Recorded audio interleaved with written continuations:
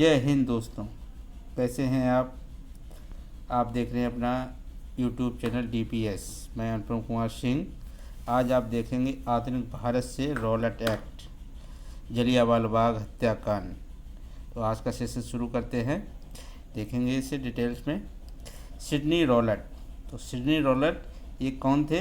ये इंग्लैंड के न्यायाधीश थे। कौन थे? न्यायाधीश थे। और ये इन्हीं की अध्यक्षता में ब्रिटिश सरकार ने एक सेडिशन समिति का गठन किया। ये कहाँ के? इंग्लैंड हाई कोर्ट के न्यायाधीश थे और सेडिशन समिति का इन्हीं के नेतृत्व में एक सेडिशन समिति का गठन करती है। और इसका गठन कब होता है? 10 दिसंबर 1917 को।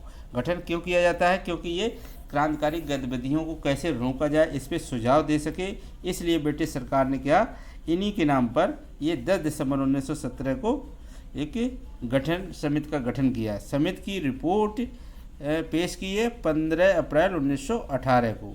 तो ये सेडिशन समिति ने अपनी रिपोर्ट 15 अप्रैल 1918 को प्रस्तुत कर दी है। 18 मार्च 1900 इसी रिपोर्ट के आधार पर ब्रिटिश सरकार ने क्या किया? 18 मार्च 1919 को रॉलेट एक्ट अधिनियम पास किया। रॉलेट एक्ट क्यों कहा गया? इन्हीं के नाम पर, रॉलेट, सिडनी रॉलेट के ही नाम पर इसका नाम रॉलेट एक्ट पड़ गया। भारत, उस समय जो भारत के वायसराय थे, कौन? चेम्सफोर्ड। तो उस समय भारत के जो वायसराय हुआ करते थे चेम्सफोर्ड थे। आगे रॉलेट एक्ट जैसे ये अधिनियम पारित हुआ है तो राष्ट्रवादी भारतीय नेताओं ने इसका कड़ा विरोध किया, जुलूस निकाले, इसे काला कानून की संज्ञा दी। किसे? रॉलेट एक्ट को। क्योंकि ये एक ऐसा कानून था जिसपे सरकार किसी भी व्यक्ति को संदेह के आधार पर गिरफ्तार कर सकती थी, उस पर मुकदमा चला सकती थी और उसको जेल में डाल सकती थी, जिसमें कोई व्यक्ति ना तो कहीं अपील कर सकता था, ना कोई अपनी कोई सिफारिश या अपनी दलील दे सकता था और ना ही कोई वकील कर सकता था। इसीलिए जो राष्ट्रवादी हमारे नेता थे उनने इसको काला कानून की संज्ञा दी। इस लोगों ने जगह जगह पे जुलूस किए, हड़ताल की।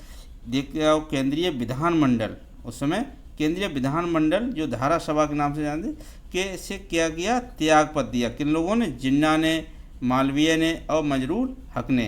3 लोगों ने क्या किया? केंद्रीय विधानमंडल से ये जिन्ना, मालवीय और मजरूर से त्यागपत्र दे दिया। 6 अप्रैल 1919 को गांधी के सुझाव पर कांग्रेस द्वारा हड़ताल का आह्वान किया गया। एक विशाल हड़ताल का आह्वान किया गया। किसके सुझाव पर? गांधी के सुझाव पर। कब? 6 अप्रैल 1919 को। 18 मार्च को जैसे ही ये लागू होता है अधिनियम, तो 6 अप्रैल को कांग्रेस के द्वारा ये हड़ताल का आह्वान किया जाता। 8 अप्रैल 1919 को गांधी को क्या किया? पलवल से गिरफ्तार कर लिया जाता। पलवल कहाँ था? पंजाब में। उस समय कहाँ था? पंजाब में।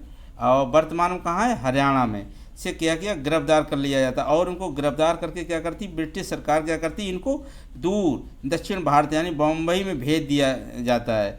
यहीं पंजाब का उस समय गवर्नर कौन था? उप गवर्नर कौन था? General O Dwyer. इसको जनरल माइकल ओ डायर भी कहते हैं। माइकल ओ डायर उस समय कौन था? उप गवर्नर था। कौन? पंजाब का जनरल ओ डायर। 9 अप्रैल रामनवमी के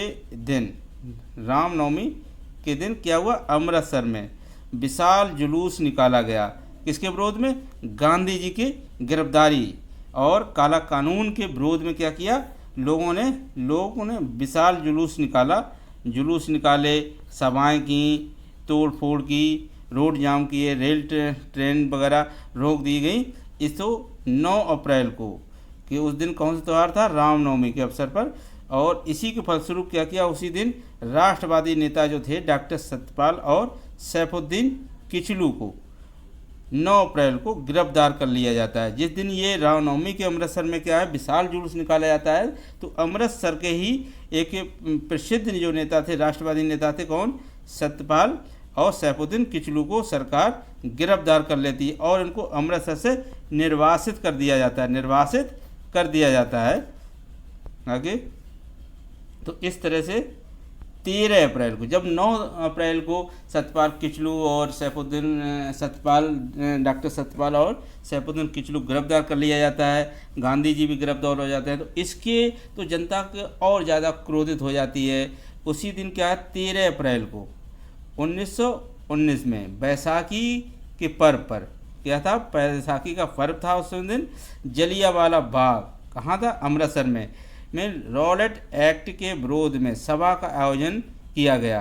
तो जलियांवाला बाग में लोग एकत्रित होकर जुलूस एकत्रित होकर सभा कर रहे थे। और ये जलियांवाला जो बाग था वो किसका था, जलली नामक एक व्यक्ति की संपत्ति था।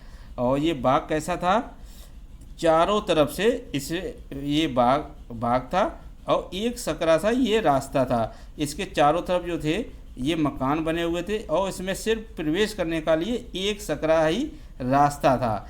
और इसमें लोग क्या किया, इसे विरोध में, काला कानून के विरोध में, गांधी जी की गिरफ्तारी के विरोध में, सत्यपाल और सैफुद्दीन की गिरफ्तारी के विरोध में क्या किया, यहाँ पे सभाएं कर रहे थे। तो इसमें बहुत सारे लोग, बाग बहुत बड़ा था और इसमें लोग सभाएं कर रहे थे और यहाँ पे लोग भाषण भी दे रहे थे और पब्लिक यहाँ पे सुन रही थी। तो brigadier Reginald Edward Harry Dyer उस समय क्या था, ये भीड़ पर गोलियां चलवाई। ये कौन था, अमृतसर का ब्रिगेडियर। कौन था, ब्रिगेडियर था कौन, रेजिनाल्ड एडवर्ड हैरी। ये 190 सैनिकों के साथ इसने बाग को चारों तरफ से घेर लिया और इसने बगैर भीड़ को कोई समय देते हुए उन पर गोलियां चलवा दी। इसमें क्योंकि रास्ता कुछ था नहीं, तो बाग में एक ही कुआं था, उसी में बहुत सारे लोग उसमें कूद गए, जिससे कि बहुत सारे लोग उसी कुएं में गिरने से ही ख़त्म हो गए। तो 1650 राउंड गोलियां चलती हैं, कहा जाता है 1650 राउंड गोलियां चलती हैं और जिसमें बहुत 1000 लोग ख़त्म हो जाते हैं, मारे जाते हैं। पर वहाँ पे अमृतसर के जो डिप्टी कमिश्नर कार्यालय में, अमृतसर का डिप्टी कमिश्नर कार्यालय में आज अगर देखेंगे तो 4 से 84 शहीदों की सूची दी गई है। जो गोलियां चलवाने से एडवर्ड रेजिनाल्ड डायर ने गोलियां जो चलाई थी उसमें 4 से 84 शहीदों की सूची दी गई है। कहाँ दी गई है, ये डिप्टी कमिश्नर कार्यालय में अमृतसर के। वहीं जलियांवाला बाग अगर आप देखेंगे वहाँ पर एक प्लेट लगी हुई है, वहाँ कितने शहीदों को दी गई, 3 से 88 शहीदों की सूची है। जलियांवाला बाग में 3 से 88 है और वहीं अमृतसर के डिप्टी कमिश्नर कार्यालय में 4 से 84 शहीदों की सूची है। वहीं ब्रिटिश अभिलेख में 3 से 79 शहीदों की सूची है और 200 लोगों को घायल होने की बात स्वीकार की गई थी। 379, तो ब्रिटिश सरकार ने कितना माना, 379, पर वास्तविक में कम से कम 1000 से ज़्यादा लोग मारे गए थे। आंकड़ा देख सकते हैं कितना कम दिखाया गया है, 379 शहीदों की सूची है। ब्रिटिश सरकार ने 379 लोगों को ही मृत घोषित किया और कम 200 लोग ही वहाँ पे घायल हुए थे। पर वास्तविक में देखा जाए तो लोग ये संख्या 1000 से ऊपर को बताते हैं। रेजिनाल्ड जो डायर था ब्रिगेडियर, जो कहाँ का, अमृतसर का, इसको क्या किया, बर्खास्त कर दिया गया। उस समय अमृतसर का जो था उप गवर्नर कौन था, माइकल ओ डायर था। और जो रेजिनाल्ड जिसने गोलियां चलवाई वो कौन था, रेजिनाल्ड डायर। और उसको क्या किया गया, बर्खास्त कर दिया गया। अमृतसर में 2 माह तक कर्फ्यू लगा रहा। 30 मई को रविंद्रनाथ टैगोर ने क्या किया, नाइटहुड, ये क्या थी, नाइटहुड उनकी उपाधि थी, जिसको नाइटहुड जिनको उपाधि मिलती थी उनके नाम के आगे सर लगाया जाता था। तो ये उपाधि किसकी थी, नाइटहुड की रविंद्रनाथ टैगोर को। किसने दी थी, ब्रिटिश सरकार ने। उनको कब दी थी, 1915 में उनको ये उपाधि दी गई थी। क्यों दी गई थी, साहित्य के क्षेत्र में उनको नोबेल पुरस्कार भी दिया गया था और उनको ये नोबेल पुरस्कार दिया गया था गीतांजलि के लिए ये उनको नोबेल पुरस्कार दिया गया था। तो साहित्य के क्षेत्र में उल्लेखनीय कार्य करने के लिए ब्रिटिश सरकार ने उनको नाइटहुड की उपाधि दी थी। डॉक्टर नायर ने क्या किया, गवर्नर जनरल की कार्यकारी परिषद से इस्तीफा दे दिया। तो रविन्द्रनाथ टैगोर ने 30 मई को क्या किया, नाइटहुड की उपाधि वापस कर दी, और डॉक्टर शंकरन नायर ने गवर्नर जनरल की कार्यकारी परिषद से इस्तीफा दे दिया। ब्रिटिश हाउस ऑफ कॉमन ने, संसद की जो हाउस ऑफ कॉमन एक सभा थी, ने रेजिनॉल्ड का निंदा प्रस्ताव पास किया। हाउस ऑफ लॉर्ड्स ने क्या किया, ब्रिटिश उसको रेजिनॉल्ड को, किसे, रेजिनॉल्ड डायर को ब्रिटिश साम्राज्य का शेर कहा। किसने, हाउस ऑफ लॉर्ड्स। ये संसद की दो सभा थी, हाउस ऑफ कॉमन और हाउस ऑफ लॉर्ड्स। तो हाउस ऑफ लॉर्ड्स ने ब्रिटिश साम्राज्य का शेर किसे कहा, रेजिनॉल्ड डायर को, और उसे मान की तलवार, कौन सी, मान की तलवार की उपाधि दी गई। किसे, रेजिनॉल्ड डायर को।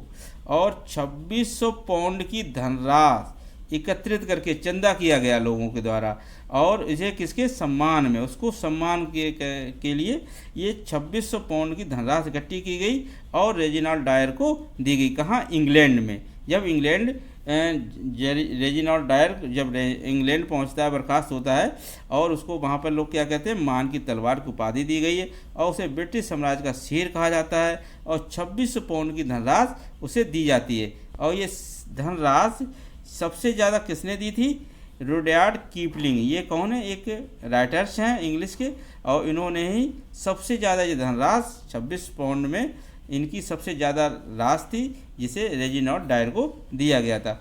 1927 को रेजिनॉल्ड डायर, जिसने बाग में गया था और अपने सैनिकों के साथ में लोगों पे जो गोलियां चलाई थी, कि जो मृत्यु होती है प्राकृतिक कारणों से हो जाती है। कब होती है, 1927 को।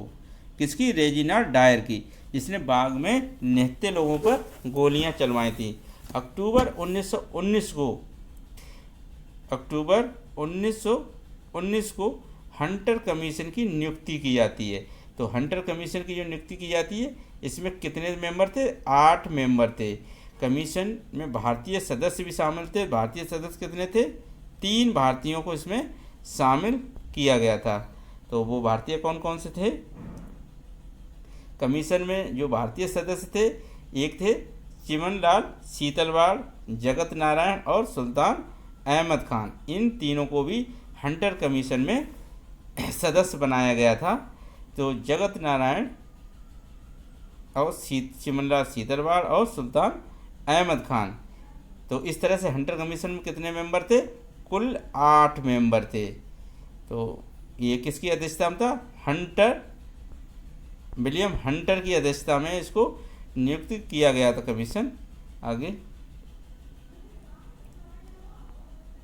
हंटर कमीशन की रिपोर्ट आने से पहले ही सरकार ने, ब्रिटिश सरकार ने क्या किया, इंडेमनिटी बिल, जिसे क्षतिपूर्ति बिल भी कहा जाता, पारित कर दिया।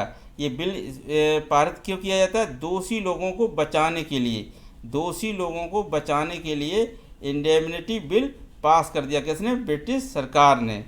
पन्ने दर पन्ने जो हंटर कमीशन की जो रिपोर्ट आती है, तो उसे पन्ने दर पन्ने निर्लज्ज सरकारी लीपापोती गांधी द्वारा हंटर कमीशन की रिपोर्ट पर कहा गया। तो ये किसने कहा था, गांधी ने। किसकी, हंटर कमीशन की रिपोर्ट। क्योंकि हंटर कमीशन ने किसी भी व्यक्ति को दोषी नहीं माना और ना ही सजा देने का कोई प्रावधान किया, इसलिए पन्ने दर पन्ने निर्लज्ज सरकारी लीपापोती, ये किसने कहा था, गांधी ने। किसकी रिपोर्ट पे, हंटर कमीशन की रिपोर्ट पर। आगे, भारतीय राष्ट्रीय कांग्रेस द्वारा गठित समिति, एक भारतीय राष्ट्रीय कांग्रेस ने भी एक गठित समिति की थी। किसे, मदन मोहन मालवीय के नेतृत्व में। इसे क्या, कौन सी समिति कहते हैं, तहकीकात समिति के नाम से जाना जाता है। और किसके नेतृत्व में की थी, मदन मोहन मालवीय की। जिसमें और सदस्य कौन थे, मोतीलाल नेहरू, गांधी जी, अब्बास तैयब जी, CR दास और प्रफुल्ल जयकर। ये लोग, तो कितने लोग थे, 1 2 3 4, इसमें 6 लोग, 6 लोगों से मिलकर क्या तहकीकात समिति का गठन किया गया। ये जलियांवाला बाग की शिनाख्त करने के लिए। आगे,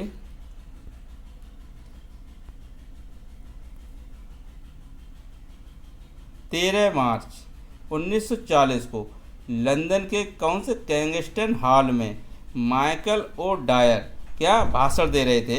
वहीं पे क्रांतिकारी कौन था, ऊधम सिंह ने उनको क्या किया, गोली मारकर उनकी हत्या कर दी। जब 13 मार्च 1940 को लंदन कैंगस्टन हॉल में माइकल ओ डायर थे और वहीं भारतीय जो क्रांतिकारी ऊधम सिंह जो थे उन्होंने उसको गोली मार दी, क्योंकि जिस समय जलियांवाला बाग हो रहा था, कांड हो रहा था, उस समय ऊधम सिंह भी उसी बाग में थे और उन्होंने उस समय कसम खाई थी कि हम ये माइकल ओ डायर को गोली से मारेंगे, जान से मार देंगे। क्योंकि माइकल ओ डायर उस समय कौन था, पंजाब का क्या था, उप गवर्नर था और इसी ने पूरे पंजाब में क्या किया, पूरे पंजाब में आतंक का माहौल कायम कर दिया था। और इसने रेजिनाल्ड डायर को दोषी भी नहीं ठहराया था, इसने उसके काम को अच्छा बताया था। किसने, माइकल ओ डायर ने। तो जो घटना कार्यक्रम हुआ किसके वजह से हुआ था, माइकल ओ डायर की वजह से ही ये पूरा पंजाब में आतंक का माहौल हो गया था। आगे, जिस समय ये जलियांवाला बाग हत्याकांड हुआ था उसी समय पंजाब में क्या एक डंडा फौज भी सामने आई। ये किसके नेतृत्व में, चमनदीप के नेतृत्व में पंजाब में। कब, जलियांवाला बाग जो हत्याकांड के समय ही ये पंजाब में अस्तित्व में आई थी, कौन सी, डंडा फौज। तो ये था आज का सेशन और इसमें देखा किस तरह से रेजिनाल्ड डायर ने नेतृत्व लोगों पे गोलियां चलवाई और माइकल ओ डायर ने पूरे पंजाब में आतंक का माहौल कायम कर दिया था। तो रेजिनाल्ड डायर जो था तो वो तो स्वतः अपने प्राकृतिक कारण से मारा गया और जो माइकल ओ डायर उप गवर्नर था पंजाब का, ये उस समय इसको किसने मारा, ऊधम सिंह ने। कहाँ मारा, कैंगस्टन हॉल में, कहाँ, इंग्लैंड में। तो उस समय भारत का जो वायसराय था चेम्सफोर्ड था। तो कौन था, भारत का जो वायसराय था वो चेम्सफोर्ड था और पंजाब का उप गवर्नर कौन था, ये माइकल ओ डायर था और अमृतसर का ब्रिगेडियर कौन था, ये रेजिनाल्ड डायर था। तो पूरे पंजाब में आतंक का माहौल किसने किया था, माइकल ओ डायर ने। और अमृतसर में गोलियां किसने चलवाई थी, रेजिनाल्ड डायर ने। और उस समय जो भारत के वायसराय कौन थे, चेम्सफोर्ड। तो ये था सेशन और अब मिलते हैं नेक्स्ट वीडियो में और आज के लिए बस, थैंक यू, धन्यवाद।